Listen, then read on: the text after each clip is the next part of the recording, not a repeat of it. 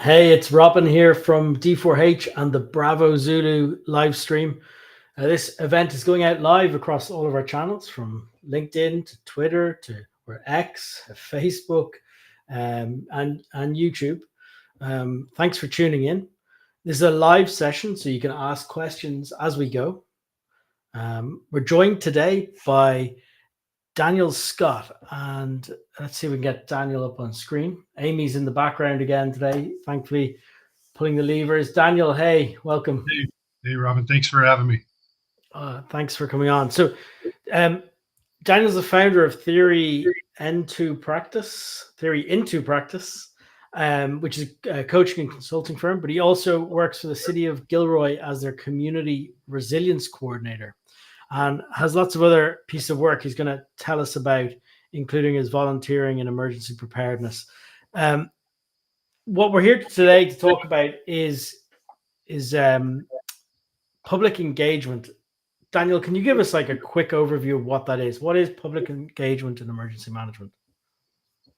Well, public engagement overall is, actually reaching out proactively to the public and getting them to get involved, getting them to be aware of projects or programs that are available to them that could benefit them in depending on what different types of levels in which you might be reaching out to them. But emergency management overall, your goal is to reach out to them and let them know what what emergency notifications are available to them, what training programs are available to them, how they can get the tools they need before and after disaster strikes, phone numbers, channels like social media that they can go to for information.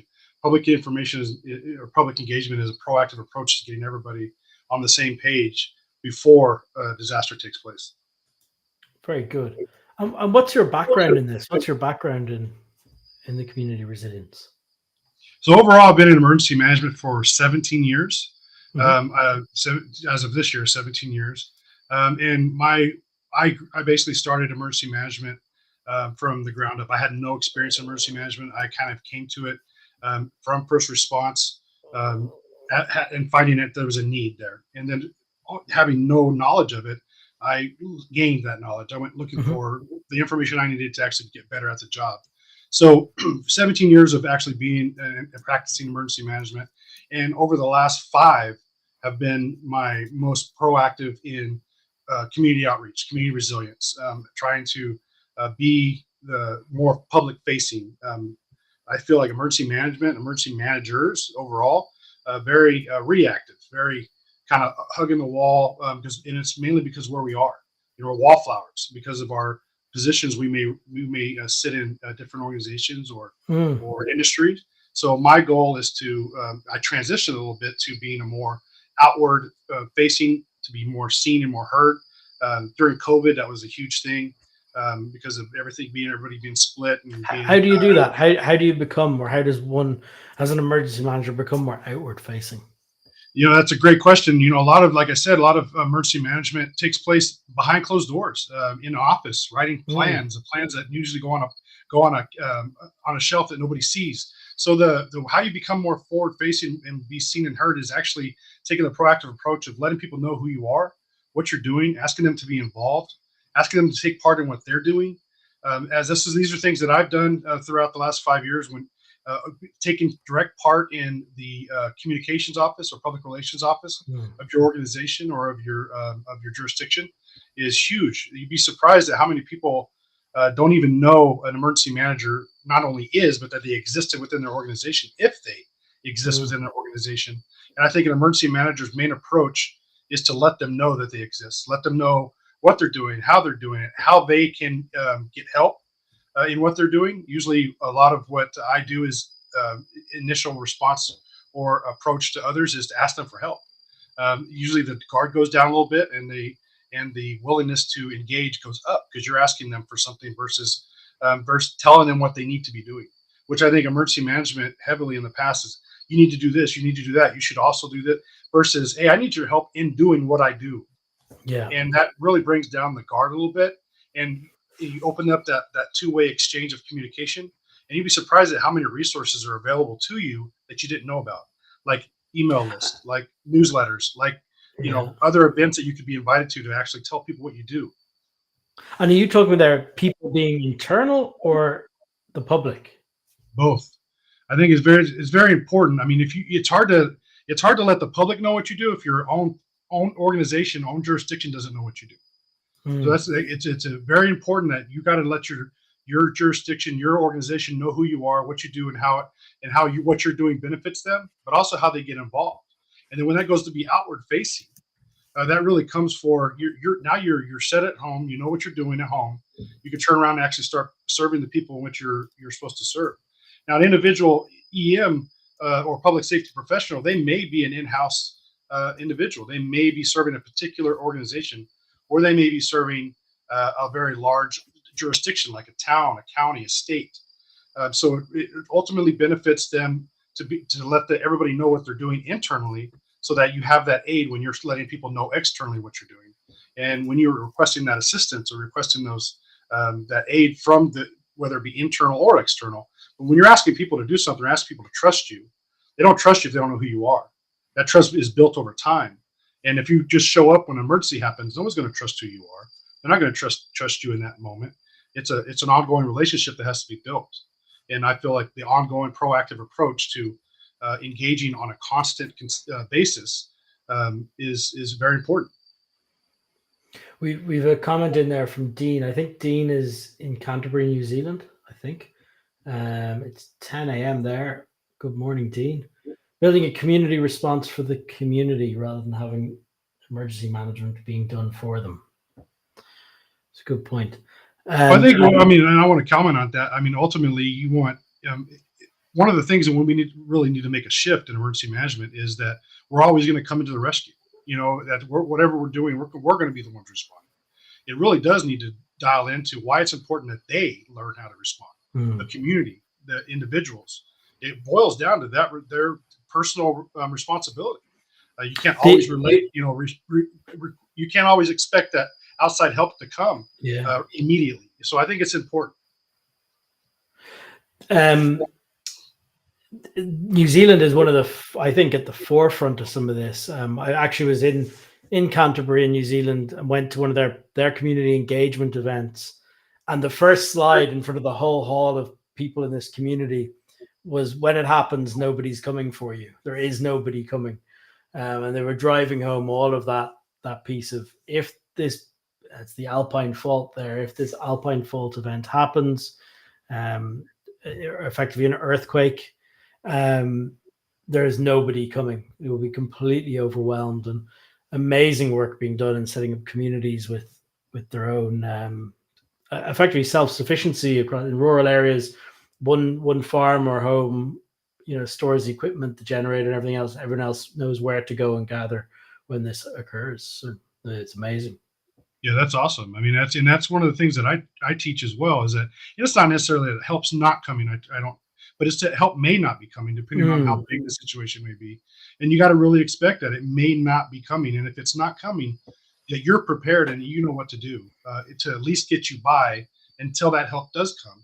And there's a number of reasons why they may not be coming. It may be because they can't get to you, but it also may be they've spread so thin that there's no way they can get to you in that moment. So it really does boil down to personal responsibility, and that boiled down to taking the steps that you need to not only be trained, but have the equipment that you're going to need if it comes down to you actually having to do everything. So and you're relying on not only taking care of yourself and your family, but your neighbors, your community, all that type of stuff plays a role as well.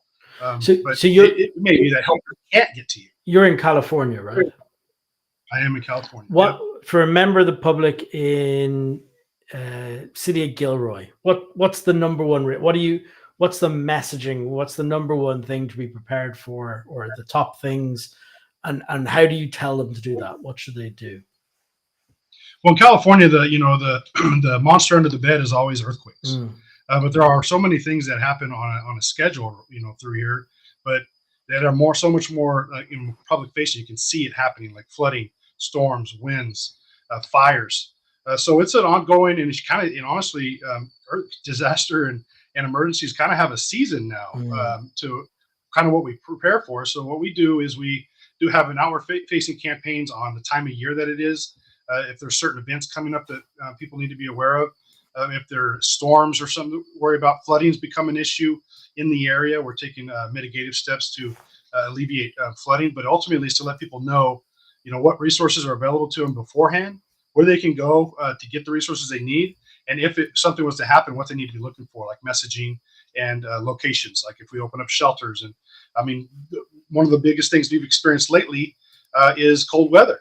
So we have to plan for our unhoused citizens and give them warming centers because it gets colder than a certain degree, which is unusual for the area at this time of year. So understanding that, but also understanding that we have to take care of all community members, but letting them know what kind of training is available to them as well throughout the year, holding certain workshops and being present at certain events where we can actually engage with the public one-on-one, let people know what we got, programs that are available to them, how they can sign up for things, how they can get the alerts when they go out if they're not currently signed up. This is an ongoing process throughout the year. So we take deliberate steps to reach out to communities and ask them if there's going to be any events out there that we can participate in, or if we can come speak it through the organization or do a class.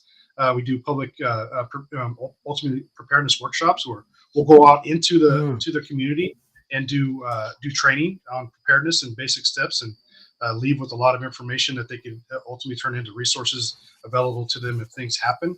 So it's an ongoing process throughout, but we ultimately try and tailor it to what's relevant in that time. Like right now, it's flooding and cold weather, but there's also, as we approach the spring, we're going to have fire weather, which is coming, and heat, which is always a big deal. So it kind of always varies, but we try and keep it relevant to what's happening in that time. So they're prepared for this incident. The incident occurs. What now? How does that information change from preparedness messaging through to the response side of it? Well, it's usually when actually emergency takes place, it changes from all these resources that are available to them that they could be taken advantage of to actionable steps that we're telling them to do. This thing is happening, you should do X. So if X may be shelter in place, it may be evacuate, it may be we have a shelter opening, you could take advantage of that. It's at this location. It's ultimately putting the information out so they can give that information and then take action on it. So it's an action call to action to say, this thing is happening. These are the steps you can take to, depending on where you are. It may be you need to evacuate, and here's where we're sheltering, or you need to stay put and stay tuned to this channel, whatever that may be, whether it be social media or news relevant, to say for more information. And we tell them very specifically that you got information that's going to be coming this often, and we then ultimately try and control that information based on making sure there's no rumors and false information being out there. So a lot of that comes to call to action to say, this is what you need to do to stay safe or to get safe, because you might not be in a safe situation. There seems to be a lot of work recently around, I'm seeing a lot of research and work around effective messaging. It seems to be a new big area of interest of how you structure those messages. It looks like it's advanced on, like, here's what will happen if you don't, and here's specific actions to take, rather than kind of generic messaging. Yeah, it is very, it's very important that you be as specific as possible, because with the general public, they tend to question things, and then before they take action, they try and gain. It's psychological human behavior. They try and gain acceptance or permission, or to see what someone else may be doing. So they make phone calls. They get what are you going to do? Are you going to stay? Should I meet you somewhere? These are questions that come up between that communication. So being very specific is extremely important. And there is a science behind it, believe it or not, but it also needs to be short and straight to the point. And you got to craft those in such a way that it gets people to take action on what we're trying to actually do, that they actually understand that whether or not a danger is imminent or affects them in any way. And then understanding that communication will change based on the evolution of the situation in which they're being presented with at that given time. But yeah, it's very important. And communication will never be one of those areas where it's like, we got it all set up. We know what we're doing. It's constantly evolving. You got so many different barriers that you have to work through on a consistent basis: language, culture, the way that you put out the information being correct. You have people that will try and take advantage of people based on that information. So it's an ongoing constant. And it's not just external; it's internal as well. Mm. It's the number one thing that's posted on every after action report, right? Communication, and how do we fix it? And it's never really going to be perfect, but it's an ongoing, evolving area in which we can get better at. And it's there's tools and resources out there that we can take advantage of. And the more we learn those tools and learn how they can really benefit not only the general population, but us as the people putting out information like that, the better the streamline will be. The better the information is, how fast it gets to them, how relevant it is, and how big you a engage. problem is misinformation in these events? It really does vary based on jurisdiction, but it can be a very big problem when you have people out there intentionally putting out false information, or even when they're not intentionally putting out false information, but when they're putting out false information. It's very hard nowadays, and it's getting harder to really understand what's real and what's not, especially with AI and the increase in deep fakes of videos and stuff like that. So things that aren't real look real. Messaging that is not relevant looks relevant, and you have people out there who are literally trying to deceive people. So keeping on track of that, keeping on top of that, and ensuring that the source in which information is actually consumed is made very much aware that the real information is going to come from this source, and it's going to come from this source so often, and you need to be know that it's relevant, and it's information you can trust. But you can't, you got bad apples out there who are intentionally trying to deceive people or take advantage of people, and it's definitely an area that we have to constantly be observing. I always remember one of the first guides to a public agency using, we'll call it social media, but really effectively communicating online, was the US Air Force had an amazing publication on taking the fight to your own turf. And it was all about, if it's not on your Twitter account or wherever, if the argument's not happening in the comments on yours, you don't own the conversation. You have to go elsewhere for the fight, and you're battling elsewhere. Whereas you're much better coming out with a statement with anything and getting the conversation in your comments, because you control them at that point. You're the moderator. Yeah, well, that's difficult in as an individual, but also as you got to think, if as an organization, if you're responding, understanding that the people understand where that information is supposed to come from, and that information going there is accurate. But you have this type of battle, this dark side of it as well, that says if it's not directly at me, or if I'm not producing it, ultimately, if I'm an individual trying to get information on an incident that's taken place, I'm going to look for it. And ultimately, I'm going to go with what I'm seeing. And if someone is out there putting out false information, but they're putting false information out so frequently that it looks real, and that information looks trusted, and it looks like that information is accurate, then I start to follow that information, because that information is what I'm seeing on a consistent basis. And that goes with the media as well. They're going to feed off where the information is coming from, whether it's accurate or not. So we have to have those relationships in place to say, we're going to give you the information you need at this time, at this location, and this is where you can count on it, like on your watch. What's going to happen. Because if they don't, and you got to feed that monster, because that monster will start to consume other places if you don't. They want updates, and they want them often. There's also this kind of piece with communications these days where, if you're following an event, whether it's a disaster, a riot, a violent event, anything that you're following on social media, it's turned into this emergency. You're looking at a concentrate of it. You're looking at this, you're looking at the most extreme videos, pictures, it's the worst parts. And I think people can very quickly lose that actually how diluted that can be. I mean, after the emergencies ended, it's how do you get people back? What's the recovery like? Is that ever a problem? Is that come up in communications around, okay, we now need the economy started again. We need all these pieces around. How do we get people back in and functioning and not being scared at the end? Well, I think it's always relevant at any stage of, before, during, and after emergencies. There's information, and how it's relayed and how it's consumed is definitely relevant, but it's how relevant you keep it within what's happening and what's being seen. I mean, obviously with response, it's real easy to see what's going on, because you got usually video that's backing it up. Whether or not that's the whole picture or not, we usually have video where you can see what's happening. You can't always see that in recovery. You can't always see that in preparedness or mitigation. So it's that continual knowing, okay, what is the message that I'm putting out? Is the information I'm putting out, is it relevant and actionable in how we're doing it? But also understanding that in the recovery time, we have to still be on top of all that stuff, because there are so many ways that you got to keep the community or your organization apprised of what's happening, the information that is continually coming in, and what resources are available to them, or if there's any, and if there aren't any resources available, where they can go find additional resources. So you may be able to partner with others as well and get that information out. But it doesn't matter really what stage you might be within. Communication always plays an important role, but is it relevant, and is it actionable, and is it factual? Kind of is the uphill battle when it comes to communication. And is it ongoing? And are you getting it from a trusted source, or you could? I mean, there's a lot of untrusted sources out there who intentionally put out information trying to mislead or take advantage of others. I mean, one of the biggest things we're finding in the recovery process now is that you got the fraudulent companies coming out to say to get money from whether it's insurance or FEMA money or whatever, to say we're going to do these things, we're going to help you fix this thing, or we're going to fix this problem or rebuild, and that for work that never gets done because they're actively preying on these people.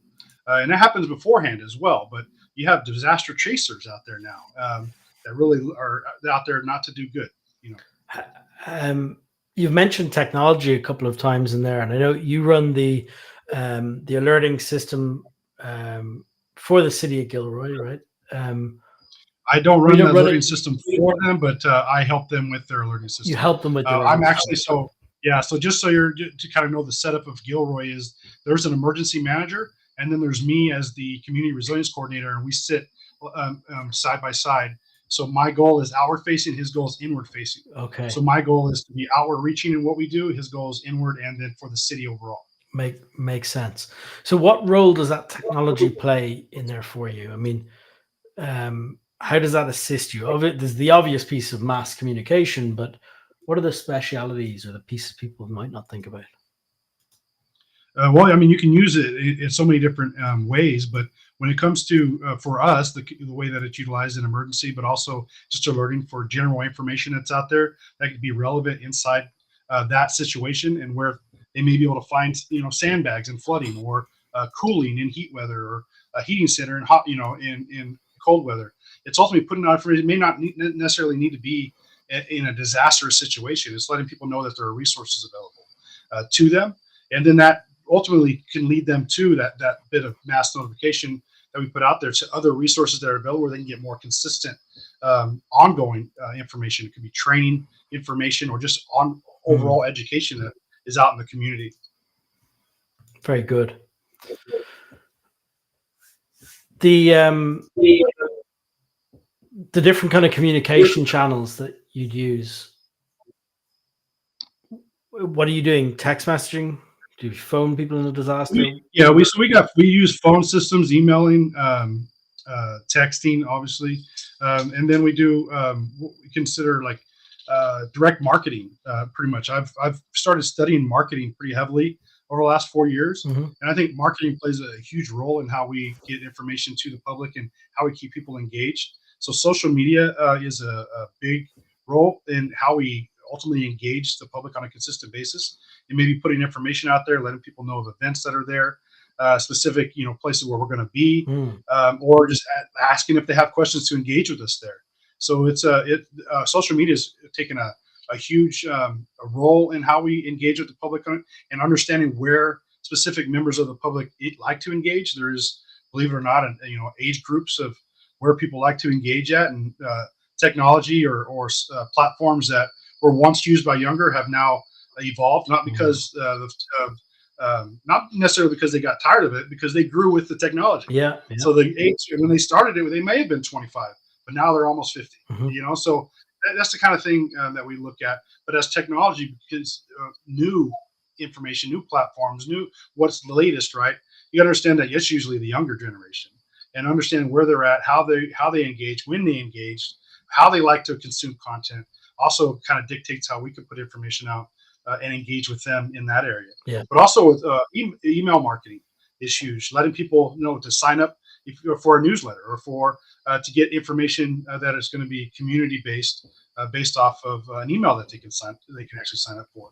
So that's a big part of how we communicate as well. How do you reach people who don't use technology? I mean, how do you bring it down to sort of the edge cases? I'm not even sure they're edge cases, and they're probably not even minorities, but people who can't use technology, whether it's through their age, whether it's through disability, whether it's through language.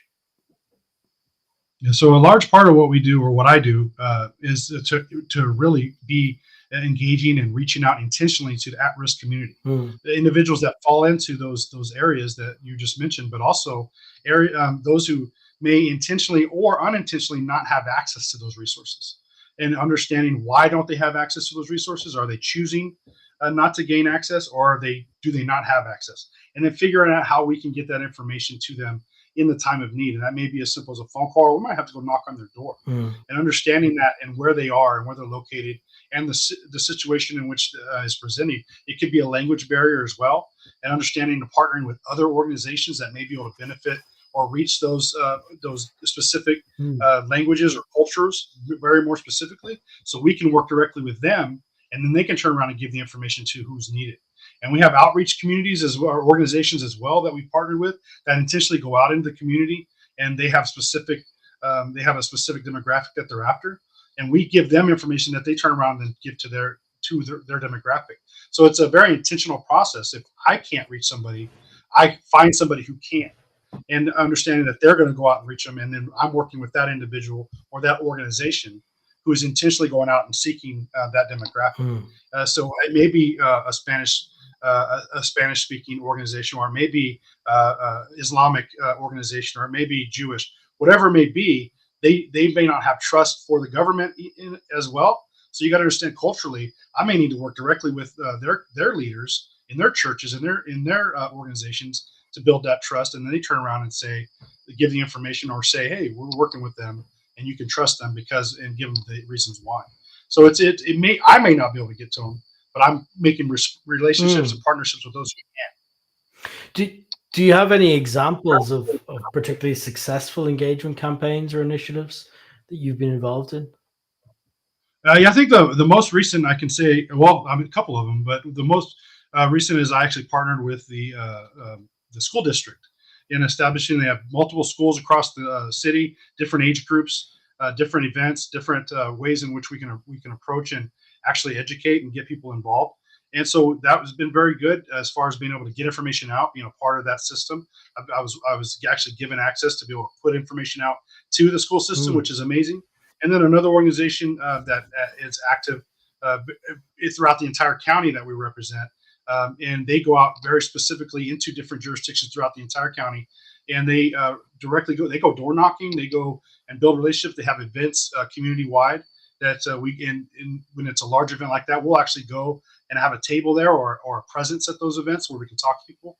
But it's this organization specifically heavily Spanish speaking, so they go to heavily Spanish speaking neighborhoods or communities. So it's be able to reach that demographic has been a huge development in the city of Gilroy, and how we do things in South County.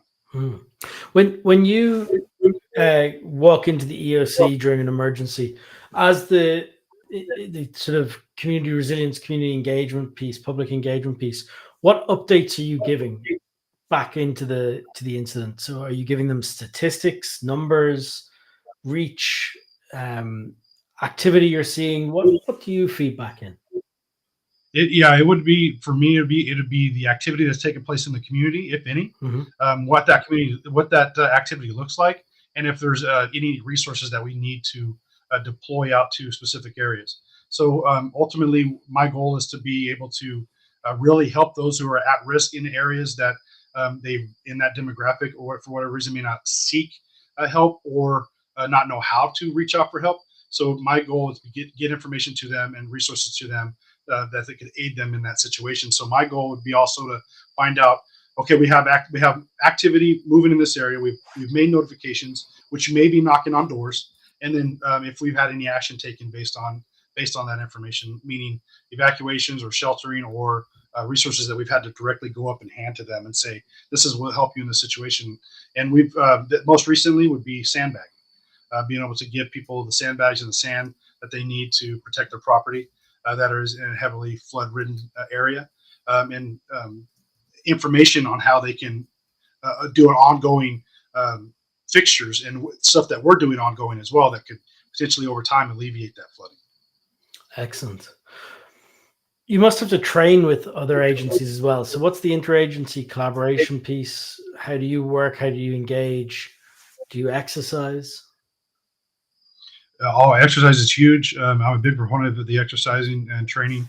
Training overall is kind of one of my areas that I promote very heavily within my jurisdiction, but also just within my network overall. There's so many resources out there for training, especially in emergency management, that aren't really known. So my goal is to put that information out there, but also I bring training in on a consistent basis from other organizations that offer that type of training. And then I provide training that I'm able to provide as an instructor at certain levels to organizations within our community.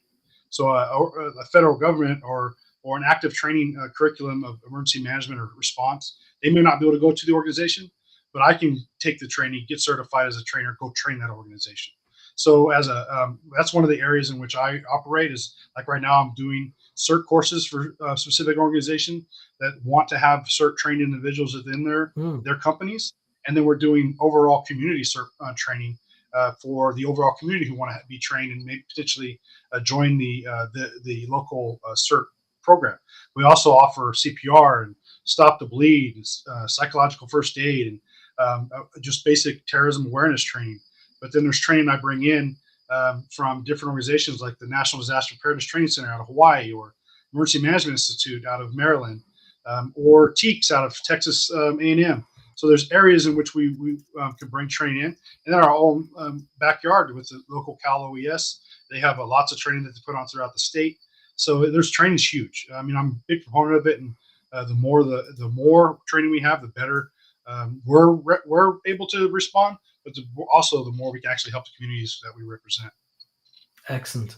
It said that you can either be, provide a vitamin to help people or a painkiller to stop the pain. Todd DeVoe, Todd Hay is asking, what are the pain points you solve? Ultimately, the pain points I solve the most are getting the information that's needed to the community in which needs it. The pain point there is that the information doesn't get where it's needed, or it's not put out enough to reach those that need it. And so my goal, the pain point I alleviate, is I actually open up more and more avenues to get information out. The more avenues you have, the more systems that you have in place, the more communication, two-way communication that you open up with different individuals, different communities, different organizations, is just that much more information that gets out, but also that much more information that gets to you as far as determining what kind of needs that are out there, what kind of resources are available, what kind of resources are needed, and understanding how, okay, do I need to reach out and fix that pain point as a resource that needs to be given, or as a resource that can be received. Building those relationships. If we understand that there's a resource that's heavily needed, or there is this pain point and I can't fix it, my goal is to reach out to somebody who can and then connect them. So a big part of what I do in general, not only just in my day-to-day job, but also just overall in the way I perform outside of that in theory and practice, which is I'm a connector. I like to connect people and connect resources where needed, and then I accelerate that and ultimately put eyes on it so that people can see it, know what's available, and know how they can access it. Excellent. So D4H, you're familiar, being one of the sort of, we'll call it leading edge technologies in emergency management. Nice, easy to use, all self-service, no code builder for an EOC software platform, operations center platform. We've got one of the top technology teams in emergency management in our company. If we could take all of our resources and put them on to solve one of your problems, build something, what's the fantasy piece of technology? What's the future? What would that look like? How do we improve preparedness and response for community engagement, for public engagement? I think overall, it's the presence in which you can put out there within any organization. The presence is why I feel like all emergency managers need to be very proactive and visible and heard. I mean, emergency management overall. If I had to pick a pain point that you could cure, is that the putting eyes and ears on the emergency management profession overall. We're so muffled. We don't put ourselves out there enough, and we need eyes on. So the more visibility we can bring to not only people, the professional overall, but the people doing it, the better it would be. So you're sitting. We need more like a marketing advertising company that says this is what EEM is, this is who does EEM, and this is how it benefits the people, and this is how you can get involved. So you're sitting at your screen. What does that look like on your screen? Talk to me about it. So this technology that we'll build for you. What's on your screen? What are the modules? What are the menus? And what does the ideal tool for your role look like? Well, you got to be where the people are, right? Mm-hmm. And whenever I teach marketing for emergency management, and I feel like we need to become marketers in what we do, and we need to be putting our information and our programs and us as individuals in front of them. And where are they all at? They're all on social media scrolling, and when they do everything, right? We need to be in the scroll, and we need to be putting so much content out there that they say, "What's that?" We need to engage in that. Mm-hmm. The problem we have with the attention is you got to be able to stop the scroll. And how do we stop the scroll? And usually the only way to stop the scroll is by getting their attention in such a way that they say, "Oh, what is that? I don't want more of that." It's usually something, as we know nowadays, it's that bad thing, right? How do we get them to stop the scroll when it's not a bad thing, but when it could save their life? So my goal anyway, is to teach everybody how to get in front of people in such a way that you grab people's attention, then you keep people's attention, and then you give them what they need. So we need to be marketing just like anybody else is marketing out there, like freaking Nike, like Pepsi, like Coke. We need to be marketing EM. Mm-hmm. Very good. So it's all of those marketing tools that are there, advertising platforms and tools, getting the attention over to EM. Exactly. Attention is key. Attention is key, and we not only got to get attention, we got to keep it. Excellent. Well, Daniel, this was a fantastic chat. I don't know if I've missed anything out of what we said we'd talk about. Feel free to add anything in. Well, I think overall technology, as you mentioned, D4H is a great technology as a tool and a resource for professionals in emergency management. There's other technology out there we could be taking advantage of for marketing, for communications, to be able to take it, understand that it may not be what you see every day, that you might need to get a little bit more creative. And we definitely be thinking outside the box in emergency management as it relates to communication and being visible and heard. Awesome. Well, listen, let's wrap it up here. Thank you so much. Thanks for everyone for joining. Great viewership on this, and thanks for all the questions. Thanks for letting me be a part of it. I appreciate the invite. Great. Talk to you soon. Bye-bye.